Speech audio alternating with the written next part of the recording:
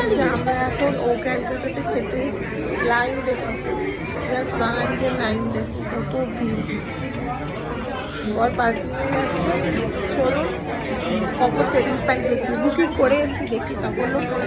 Finally আমরা পেয়ে গেছি বসার সিট। এই যে মা খাওয়াচ্ছে ছেলেকে, ছেলের ডিনার এনে দিচ্ছে, আর আমরা এখন এই ফিশ ফ্রাই এনেছি আর মোটা চপ,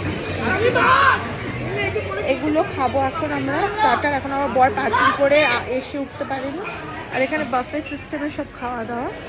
চলুন খেয়ে নিই। আমার বর এসেছে ফাইনালি।